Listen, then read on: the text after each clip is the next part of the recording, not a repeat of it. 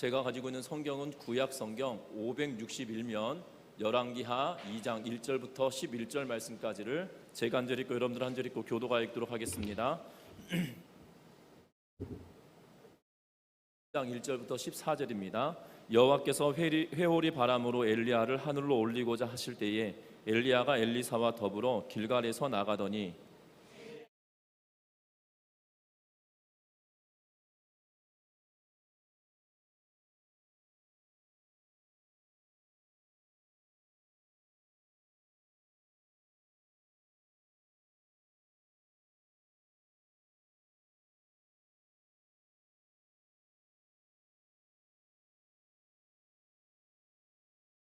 베델에 있는 선지자의 제자들이 엘리사에게로 나와 그에게 이르되 여호와께서 오늘 당신의 선생을 당신의 머리 위로 데려가실 줄을 아시나이까 하니 이르되 나도 또한 아노니 너희는 잠잠하라 하니라.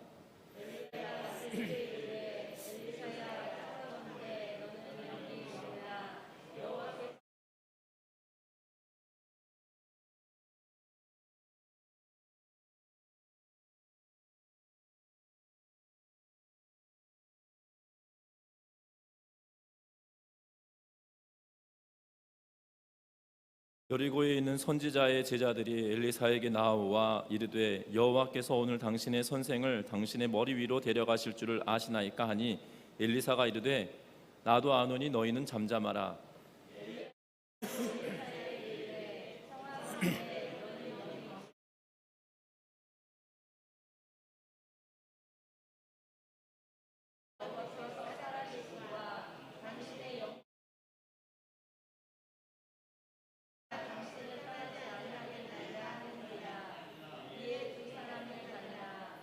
선지자의 제자 50명이 가서 멀리 서서 바라보매 그 두 사람이 요단가에 서 있더니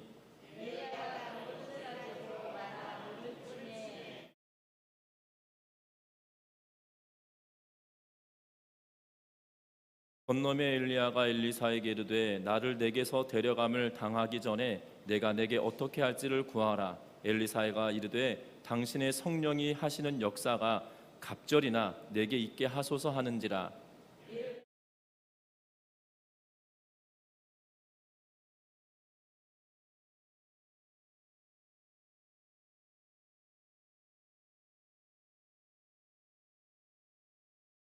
두 사람이 길을 가며 말하더니 불수레와 불말들이 두 사람을 갈라놓고 엘리야가 회오리 바람으로 하늘로 올라가더라.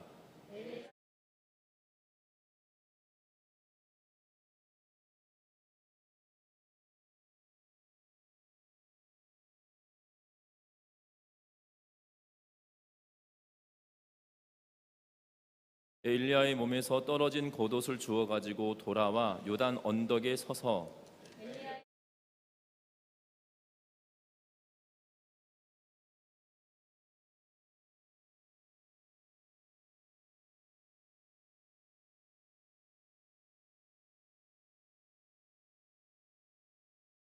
아멘. 우리 서로 인사 나누고 말씀 나누겠습니다. 사랑하고 축복합니다. 군주제를 취하고 있는 나라에서는 상속의 분쟁을 해결하기 위하여서 상속의 분쟁을 방지하기 위하여서 상속의 방식을 명확하게 규정하고 있는 것을 보게 됩니다.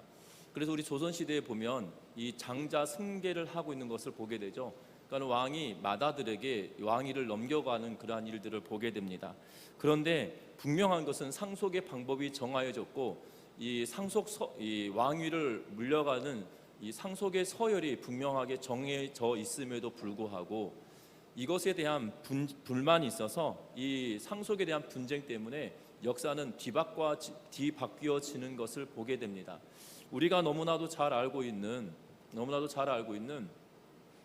세종의 아들이 문종이거든요. 그 문종의 아들이 단종입니다. 그런데 문종이 건강이 좋지 않아서 일찍 죽게 되자 어린 나이에 단종이 왕위를 올라가게 됩니다.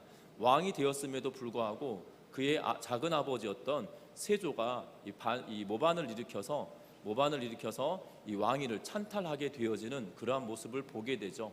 특별히 이 역사적으로 보면 세자를 거치지 않은 유일한 왕위를 찬탈하였던 인물이 바로 이 세조다라고 최초의 인물이다라고 평가를 하게 되는데, 어렸을 때부터 세종의 이름은 이도 이러면서 굉장히 많이 들렸는데 세조의 이름은 뭔지 모르겠어요. 그래서 오늘 이 설교 준비를 하다가 찾았더니 이유라고 하면서 이 표가 외자로 유로 불려지던데요.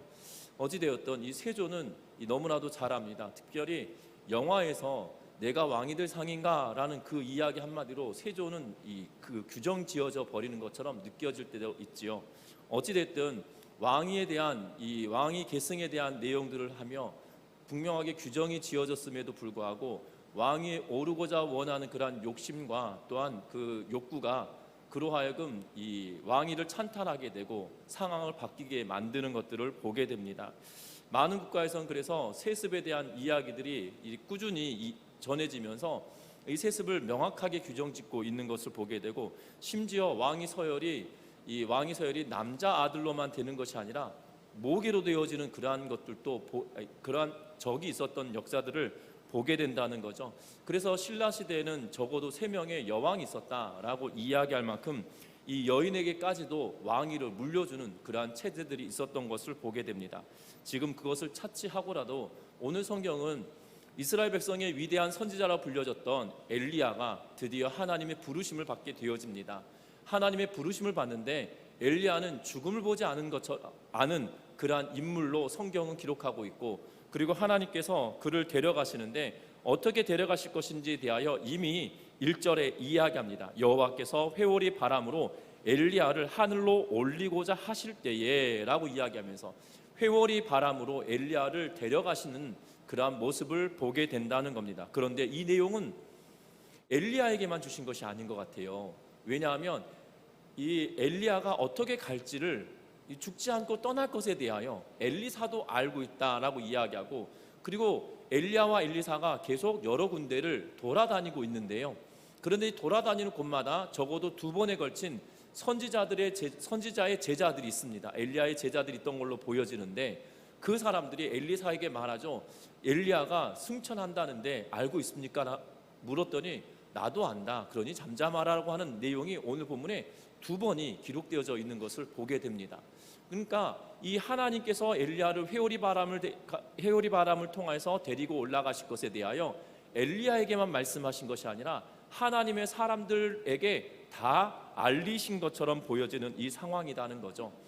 저와 여러분들 오늘 말씀을 통해서 기억할 것은 엘리야와 엘리사의 모습이라는 거예요.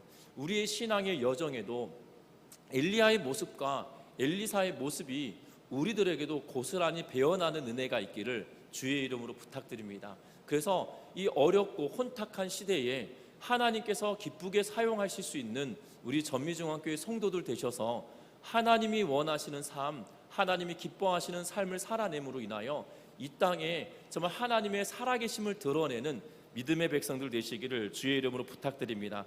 먼저는 우리가 엘리야의 모습을 살펴보기를 원하는데요. 엘리야는 당시 엘리야 시대에는 북이스라엘입니다. 북이스라엘의 가장 악한 왕이라 불렸던 아합 왕 시대에 엘리야가 등장을 합니다.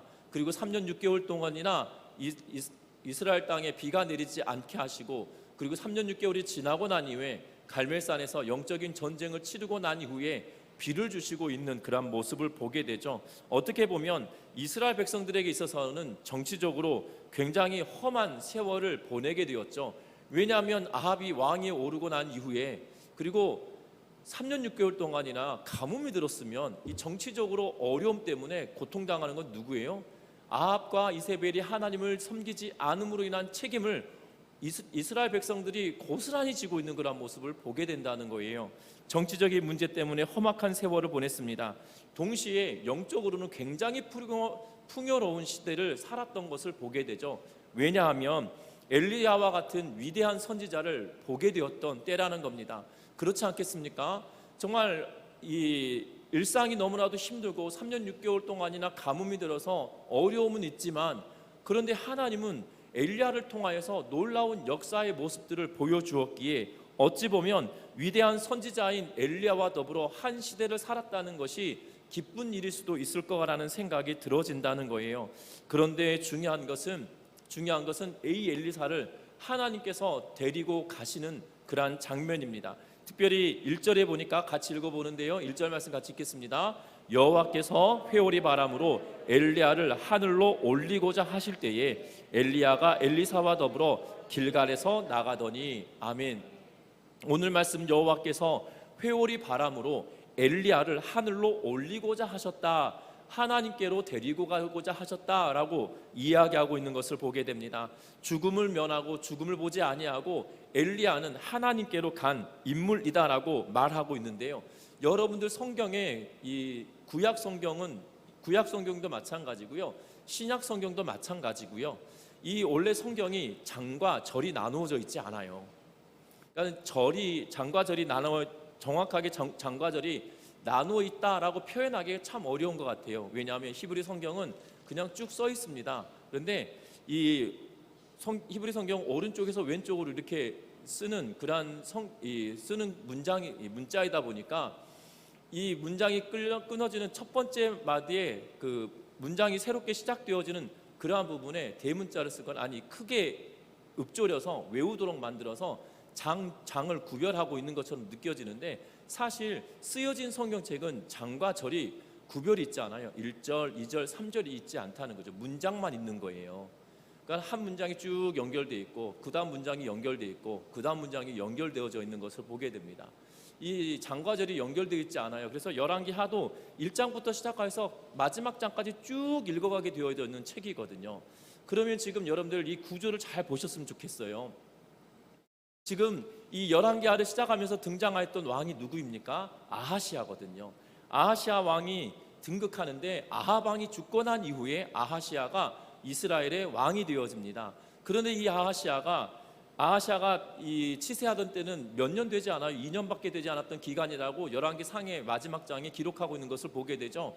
그런데 그 치세하는 동안에 어떤 일이 벌어졌냐면 이스라엘의 국력이 얼마나 약해졌는지 모압이 떨어져 나갑니다. 모압이 그 나라의 통치권으로부터 벗어나고 있는 것을 보게 되고, 그리고 이 아하시아가 난간에 떨어져 병들어 죽게 되어지는 상황이었고, 그리고 엘리야는 아하시아가 난간에 떨어져서 질병으로 인하여 죽게 된다라고 그에게 선언한 그러한 인물입니다. 그리고 결국 아하시아가 죽음을 보게 되어지는 장면이 1장 마무리예요. 다시 말하면 이 문장을 장과 절이 없다고 생각하고 쭉 보았다고 생각한다면, 아하시아가 난간에서 떨어지고 아하시아가 바알세부백에 묻고, 그런데 무력으로 가는 사람들을 엘리야가 막아서고, 그리고 엘리야가 침상에서 내려오지 못할 거다라는 이야기를 전해줍니다.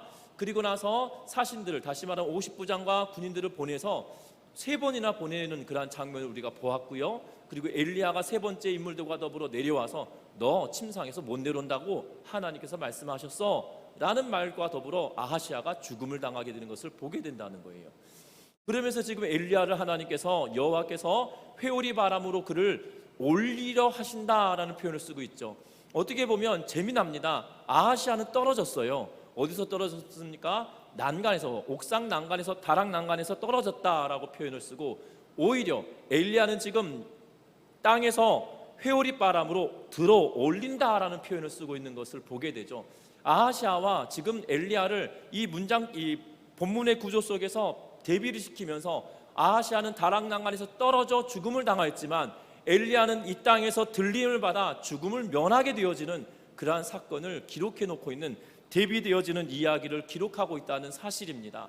분명한 것은 하나님이 이렇게 아하시아와 엘리야를 이 연속적으로 이어서 이 열왕기를 기록하고 있는 저자가 굳이 이렇게 기록하고 있는 이유가 무엇이겠냐는 거예요.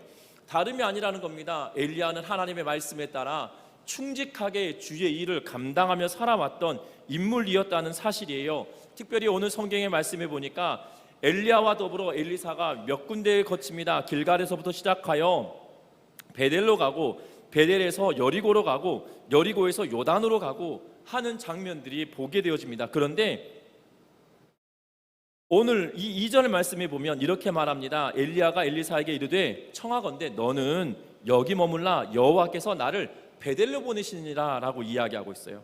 그리고 베델에 도착했습니다. 그리고 4절에 보면 여호와께서 나를 여리고로 보내시느니라 라고 이야기하고 있어요. 그리고 여리고로 갑니다. 그리고 여리고에 도착했더니 또 뭐라고 이야기합니까? 너는 여기 머물라, 나는 여호와께서 나를 요단으로 보내시니라 라고 하면서 지금 이 옮겨가는 그 과정들마다 여호와께서 나를 어디로 보내시니? 라고 이야기하며 말하고 있고, 그리고 그 말씀에 따라 그가 순종하고 있는 그런 모습을 보게 된다는 거예요. 엘리야는 이미 위대한 선지자입니다. 그런데 그가 마지막 그 순간에도 하나님께서 그를 이곳으로 가라라고 명령하실 때 그는 그 말에 순종하고 있는 모습을 보게 된다는 거예요. 불평하거나 불만을 표현하지 않습니다. 어찌 보면 지금 엘리사와 더불어 길갈에 있다가 베델로 보내시는데, 너 여기 있어라, 하나님 나 베델로 가라고 하신다 라고 이야기하면 하나님께 이렇게 말할 것 같아요. 하나님, 이제 나 데려가신다면서요. 언제 데려가실 거예요? 그냥 베델에서 데리고 가시지요. 이 베델이 하나님의 집인데 굳이 뭐 다른 곳에 가야 될 필요가 있습니까? 하나님의 집에서 하나님의 집으로 옮겨가겠습니다. 뭐 이러면 그 문장이 좀 괜찮지 않습니까? 그럴 것 같아요. 그런데 엘리야는 두말하지 않아요. 여호와께서 나를 베델로 가라고 하신다라고 하면서 그가 베델로 옮겨가고 있는 걸 보게 됩니다. 베델에서 여리고로 가라고 하신다라고 하면서 여리고로 옮겨가고 있는 것을 보게 되죠. 평생 동안 살아오는 동안에 엘리야는 순종의 사람이었던 것처럼 보여지고, 이 마지막 순간에도 하나님의 말씀에 끝까지 순종하는 삶을 살아가고 있는 것이 바로 엘리야의 모습이라는 사실이에요. 말씀을 따라 걸어왔고, 말씀을 따라 걷고 있고, 마지막 하나님께서 부르시는 요단가에 이르러서까지도 말씀에 따라 순종하는 삶을 살아가고 있는 인물이 바로 엘리야라는 사실을 우리는 주목해야 된다는 거예요. 우리 믿음의 성도 여러분들, 우리의 삶은 어떠합니까? 하나님께서 말씀하실 때 우리는 여러 가지 핑계와 이유 때문에 하나님의 말씀에 순종하기보다도 내 뜻이 우선일 때가 있을 때가 더 많지 않습니까? 저도 때로는 그럴 때가 있는 것 같아요. 하나님의 말씀이 우리들이 내 심령에 이렇게 이야기하실 때, 때로는 말씀을 통하여 나에게 강권적으로 이야기하실 때도 하나님, 이것은 아닌 것 같은데요, 다시 한번 생각해 보시지요? 라고 이야기할 때가 있는 것 같아요. 왜냐하면 내가 감당하지 못할 것 같고, 내가 감당하기 버거울 것 같고, 또 두렵고 염려가 되면 그렇게 하나님께 고백되어지는 것 같아요. 그런데 지금 엘리야는 그런 두려움도 없어요. 하나님이 가라고 하니까 나를 하나님께서 베델로 가라고 하시네, 나 베델로 갈 건데 너 여기 있어라 라고 이야기하죠. 베델에서 여리고로 가라고 하시네, 넌 여기 있어라 라고 여리고로 갑니다. 여리고에서도 마찬가지로 하나님께서 나를 요단으로 가라고 하네, 넌 여기 있어라 라고 이야기하고 있는 것을 보게 된다는 거예요. 이것이 송천동에 있다가 전미동에 있다가 뭐 호성동으로 가라, 이 정도 거리면 뭐 할만할 것 같아요. 그 정도가 아니에요. 많게는 수십 킬로 정도 되는 거리예요. 그러니까 하루 이틀 걸어갈 길이 아니란 말이죠. 그러한 길을 걸어가면서 말씀을 하고 있다는 사실입니다. 오늘은 임실에 갔다가 내일은 전주에 와 있고, 그리고 전주에 있다가 군산으로 가라고 하고 뭐 이런 느낌인 거죠. 그런데 그것도 걸어가는 거예요. 차를 타고 이동하는 것이 아니란 사실입니다. 그렇다면 우리는 어떻게 할 것 같으시나요? 어떤 마음으로 이것에 순종할 것 같으시나요? 분명한 것은 그럼에도 불구하고 이 엘리야는 말씀에 따라 순종해 왔던 인물이고, 그리고 말씀에 순종하고 있었던 인물이고, 그리고 주시는 말씀에 순종하려고 하는 인물이었다는 사실이에요. 저와 여러분들이 정말 믿음으로 순종하는 삶을 살아내는 믿음의 백성들 되시기를 주의 이름으로 부탁드립니다. 이것이 때로는 하나님이 버거운 이야기를 우리에게 하실 수 있습니다. 그럼에도 불구하고 아멘하며 나아가는 은혜가 저와 여러분들 가운데 충만하시기를 주의 이름으로 부탁드립니다. 또 한 명 우리가 주목해야 될 인물이 있죠. 엘리사입니다. 오늘 엘리사는 엘리야가 능력의 지도자였다라면 어떻게 보면 엘리사는 거룩한 욕심을 가진, 거룩한 욕망을 가진 그러한 인물로 보여지고 있다는 사실이에요. 왜 그러냐면 엘리사 자신도 하나님께서 귀하게 사용하십니다. 왜냐하면 여러분들 그렇지 않겠습니까? 지금 오늘 본문의 내용을 통해서 보면 베델에 있을 때 선지자의 제자들이라고 이야기하고 있습니다. 그리고 5절에 보면 여리고에 있는 선지자의 제자들이라고 이야기하고 있는 것을 보게 되어져요. 그리고 뿐만 아닙니다. 그 제자들뿐만 아니라 7절에 보면 선지자의 제자 50명이라고 이야기하고 있어요. 그러니까 선지자의 제자들이 있는데요, 성경에 유독 엘리야가 엘리사를 부르는 장면이 딱 등장하죠. 엘리야가 엘리사를 부르는 장면이 딱 등장합니다. 그런데 나머지 선지자의 제자들에 대한 내용은 우리는 알 길이 없어요. 어느 순간에 어떻게 불려졌는지, 아니면 그들이 자의적으로 와서 내가 제자가 되겠습니다라고 이야기한 건지, 아니면 하나님이 특별히 강권적으로 성령이 역사하셔서 그들을 모으도록 하셨는지는 정확하게 알 길이 없어요. 그런데 우리가 알 수 있는 아는 인물은 엘리사가 어떻게 부름을 받았는지에 대하여 알고 있다는 거죠. 12결의의 소를 가지고 농사를 짓고 있던 그가, 엘리야가 하나님께서 너를 찾으신다라는 말에 그가 하나님께 떠나는 인사를 하고 하나님께로 부름받아 엘리야를 따라 나서는 장면은 열왕기상에 기록하고 있어서 우리는 그 본문을 알고 있다는 거죠. 그런데 엘리사는 여기에서만 그치고 있는 것이 아니에요. 오늘 성경에 보면 우리 2절에 보면 이렇게 말합니다. 1절에 보면 엘리야가 엘리사와 더불어 길갈에서 나가더니, 엘리야가 나가는데 엘리사가 따라가고 있는 장면이죠. 또한 2절에도 보면 나를 베델로 보내신다라고 하면서 말할 때에 엘리사가 이르되 내가 당신을 여호와께 살아계심과 당신의 영혼이 살아있음을 두고 맹세하노니 내가 당신을 떠나지 아니하겠나이다 라고 하면서 베델을 떠날 때에도 동일하게 움직이고, 또한 여리고로 갈 때도 동일한 말을 하고 있고, 요단을 갈 때도 동일한 말을 하며 내가 당신을 떠나지 않겠습니다라고 하는 그러한 이야기를 하고 있는 것을 보게 됩니다. 결국 엘리야가 하나님의 부르심을 받기 전에 엘리야가 엘리사에게 묻습니다. 9절 말씀 같이 한번 읽어봅니다. 9절의 말씀입니다. 같이 읽습니다. 건너매 엘리야가 엘리사에게 이르되 나를 내게서 데려감을 당하기 전에 내가 내게 어떻게 할지를 구하라. 엘리사가 이르되 당신의 성령이 하시는 역사가 갑절이나 내게 있게 하소서 하는지라. 아멘. 우린 9절 말씀을 통해서 보면 이렇게 오해할 때가 있습니다. 엘리야가 엘리사에게 질문해요. 내가 하나님께서 나를 부르시기 전에 내가 뭐 해줬으면 좋겠냐 라는 질문을 할 때 엘리사가 엘리야에게 당신의 성령이 역사하시는 역사가 갑절이나 내게 있길 원합니다 라는 표현을 쓰는데요. 사실 저도 어렸을 때 이 성경을 읽을 때 이렇게 해석했던 것 같아요. 이 엘리사가 답을 하는 거죠. 엘리야, 당신보다 내가 2배로 잘하기를 원합니다. 뭐 이런 느낌이었는데 그것이 아니에요. 원문을 잘 살펴보면 뭐라고 이야기하고 있냐면, 엘리사가 아버지라고 생각한다라면 아들들이 있는 거잖아요. 그러면 그 아들들을 선지자의 제자들이라고 생각한다라면 나를 장자 삼아 주십시오라는 의미예요. 무슨 말인지 이해되시나요? 당신이 나에게 이 축복을 베풀어 준다라면 다른 이들보다 갑절로 주십시오. 나를 당신의 장자로 삼아 주십시오, 이 말이거든요. 나는 당신의 장자입니다. 아버지가 여러 아들이 있다라면 그 아들들이 뭐 장자가 되어져 있지 않은 그러한 상황이다라면 내가 당신의 장자가 되겠습니다 라는 의미로 지금 이야기하고 있는 거예요. 특별히 장자는 다른 자녀들보다 갑절의 능력과 갑절의 재물을 주는 것이 유대 전통이었거든요. 그러한 말씀에 지금 엘리사가 말하고 있어요. 당신이 나에게 갑절로 은혜와 능력을 주시길 원합니다라고 말하고 있죠. 그런데 엘리야는 뭐라고 이야기하냐면 그것은 내 소관이 아닌데 라고 이야기하고 있어요.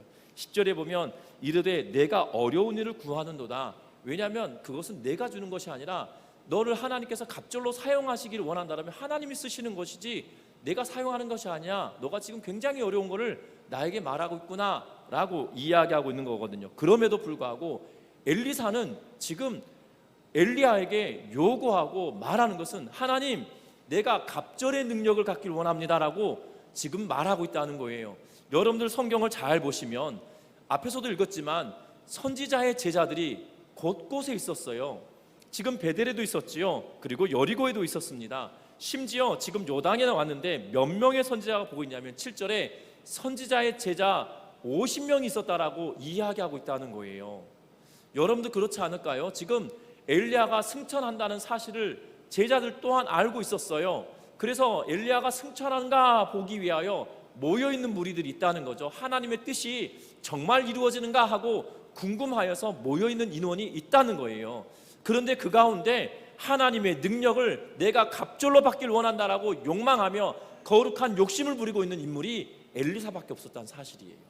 여러분들 7절 말씀 다시 한번 읽어보는데 같이 봅니다. 선지자의 제자 50명이 가서 멀리 서서 바라보매 그 두 사람이 요단가에 서 있더니라고 기록하고 있어요.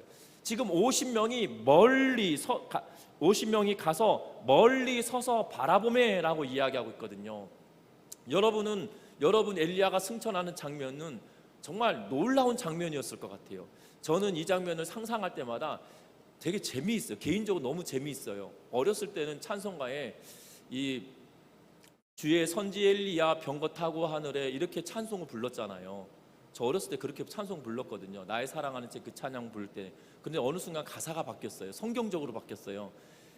주의 선지 엘리야 바람 타고 하늘에, 이 바람 타고 하늘에 올라간 게 맞거든요. 병거 타고 올라가는 기록이 없어요. 회오리 바람으로 1절에서 올라갔다.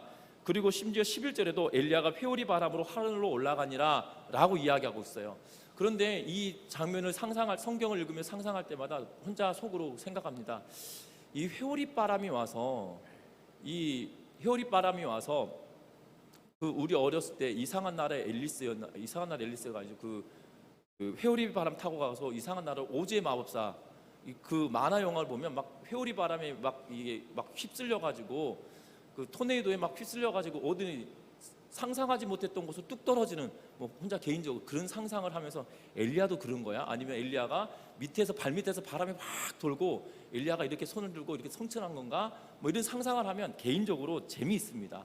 그런데 어떻게 승천했는지 모르나 회오리 바람으로 하늘로 올려졌다라는 표현을 쓰고 있는 거 보면 엘리야가 막 휘몰아쳐서 막 정신없이 막 도는 그런 바람 속에 휘몰려서 올라간 것은 아닌 것처럼 보여져요. 그러면서 그런 것처럼 혼자 상상을 하는데요. 어찌됐든 그 상황을 보기 위하여 지금 50명이 되는 제자들이 와 있어요. 그런데 그 가운데 엘리야에게 능력 달라고 간구하는 이는 딱 한 사람이 엘리사밖에 없다는 거예요. 이 엘리사가 거룩한 욕심을 가지고 지금 엘리야에게 도전을 하고 있고 하나님께 나아가고 있는 것을 보게 되죠. 저와 여러분들 신앙생활할 때 이러한 욕심이 있는 은혜가 있으셨으면 좋겠다는 거예요. 우리는 신앙생활하면서 정말 믿음으로 살아가는데 여러분들 욕심나지 않으십니까? 하나님 왜 이삭에게는 기근의 때에 100배의 복을 허락하여 주시나요? 하나님, 나는 믿음의 삶을 살아가고 있는데 왜 나에게는 하나님의 능력이 나에게 나지 않나요? 라는 그런 욕심이 생기지 않나요? 그 과정들을 살펴보면 분명한 것은 내가 무엇을 심었느냐, 내가 무엇을 행하였느냐, 거기 있다는 거예요. 지금 엘리사가 욕심을 내며 뭐 하고 있나요? 엘리야가 너 좀 떨어져 나가라 라고 이야기에는 불구하고 나 당신 안 떨어질 건데요, 꼭 붙어 있을 건데요, 껍딱지처럼 살아갈 건데요 가면서 지금 딱 붙어 있는 것을 보게 되어죠. 왜 그렇습니까? 엘리야를 통하여 하나님이 나에게 주실 것이 있다라는 욕심과 거룩한 욕망이 그에게 있기 때문이라는 거죠. 신앙생활도 이렇게 하셨으면 좋겠어요. 사실 저도 그렇지 못할 때가 있지만, 왜냐하면 어렸을 때부터 배운 게 믿음의 사람은 양보하고 좀 손해보고 그렇게 살아야 된다. 맞아요. 이 땅의 삶을 살 때는 그럴 필요가 있는 것 같아요. 하지만 영적인 문제에 있어서만큼은 하나님께 도전하며 욕심을 부리며 하나님, 나에게도 엘리사와 같이 은혜를 더하여 주십시오, 하나님의 권능을 더하여 주십시오 라고 하며 영적인 욕심을 부릴 수 있는 믿음의 성도님들 되시기를 주의 이름으로 부탁드립니다. 저와 여러분들이 거룩한 것에 있어서만큼은 욕심 부릴 필요가 있다는 거죠. 그렇지 않겠어요? 이 땅의 삶을 살아가면서 같이 신앙생활을 하는데 누구는 하나님께서 주신 축복이 있고 어떤 사람은 맹숭맹숭한 삶을 살고 있다면 뭐가 더 나으신 것 같으세요? 여러분들 지금 비교해 보세요. 50명의 선지자의 제자들이 있어요. 그리고 한 명의 선지자의 제자가 있어요. 그런데 한 명은 능력을 받았고요, 50명은 엘리사만 이름이 기록되어져 있고 그 50명은 누군지도 몰라요. 어떠한 것이 더 복된 거라고 생각하시나요? 영적인 문제에 있어서도 어떤 것이 더 나은 것처럼 여겨지시나요? 저와 여러분들이 영적인 문제에 있어서만큼도 욕심을 부리며 거룩한 욕심을 부리며 하나님께로 나아가는 은혜가 있기를 주의 이름으로 부탁드립니다. 그 거룩한 욕심은 하나님께 순종의 길을 걷는 것이고, 그 거룩한 욕심은 엘리야가 지금 떨어지라 할지라도 내가 당신과 함께 가겠습니다라고 이야기하고 있는 거고, 엘리야에게 말하는 거죠. 당신이 순종하고 있듯이 나도 순종의 길을 걷겠다라고 이야기하고 있는 부분이라는 거예요.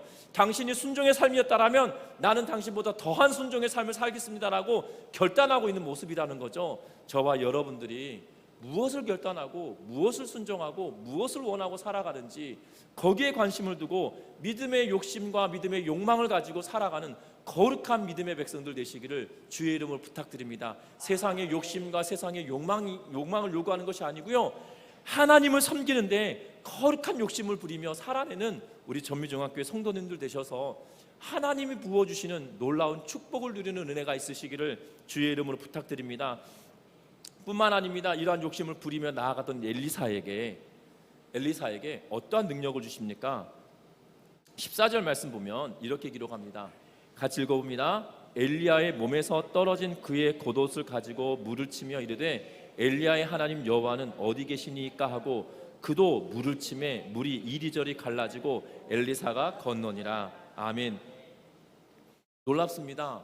물을 치며 건넜던 사건은 적어도 성경에 3번 이상 기록되어 있거든요. 첫 번째는 홍해 바다가 갈라지는 사건, 두 번째는 요단강이 여호수아 시대에 요단강이 걸러진 사건, 또 하나는 엘리야가 요단강을 건너올 때 엘리야가 물을 쳐서 물이 갈라졌던 사건, 그리고 엘리야가 승천한 이후에 엘리야의 겉옷을 들고 있는 엘리사가 그가 이 옷을 말아서 물을 쳤을 때 엘리야의 하나님은 어디 계시나이까 하면서 물을 칠 때 물이 갈라졌다는 사실이죠. 저와 여러분들의 신앙에 욕심을 부리고 나아가면 엘리야에게 역사하셨던 그 하나님이 이제 그에게 역사하시며 그와 함께 하시며 엘리사의 시대를 열어가고 계시는 모습을 보게 된다는 거예요. 저와 여러분들이 정말 엘리사의 시대를 열어가는 엘리사처럼 저와 여러분들도, 우리 성도님들도 정말 하나님께서 여러분들을 사용하시는 그러한 시대를 열어가는 은혜가 있기를 바랍니다. 뿐만 아닙니다. 오늘 성경의 말씀에 보면 이 엘리사를 통해서 하시는데요, 무엇을 이야기하고 있냐면 오늘 성경을 보면 우리가 앞에서 읽었던 14절 말씀에 보면 12절 말씀에 보면 이렇게 기록합니다. 12절 말씀 같이 읽어봅니다. 엘리사가 보고 소리 지르되 내 아버지여 내 아버지여 이스라엘의 병과 그 마병이여 하더니 그가 다시 보이지 아니하니라. 자기 옷을 잡아 둘로 찢고. 아멘. 오늘 여기서 보면 엘리야가 승천하는 모습을 보고 내 아버지여 내 아버지여 라고 외치고 있는 것을 보게 되죠. 그리고 이스라엘의 병거와 그 마병이여 라고 하면서 엘리야 당신이 위대한 선지자였습니다, 위대한 분이었습니까? 내 아버지와 같은 분이었습니다 라고 고백을 했었습니다. 그런데 지금 이제 14절의 말씀에 보면 그가 외치는 것이 바뀌어졌죠. 뭐라고 이야기하냐면 엘리야의 하나님 여호와는 어디 계시니까 라고 말하고 있는 것을 보게 되어져요. 이 말은 하나님 도대체 어디 계세요? 라고 따져 묻는 것이 아니죠. 지금 이 문장의 문맥을 통해서 보면 하나님 당신 어디 계십니까? 라고 질문을 던지는 것이 아니고요, 지금 그가 행하면서 당신이 나와 함께 계셔야 합니다 라고 물을 치고 있는 거잖아요.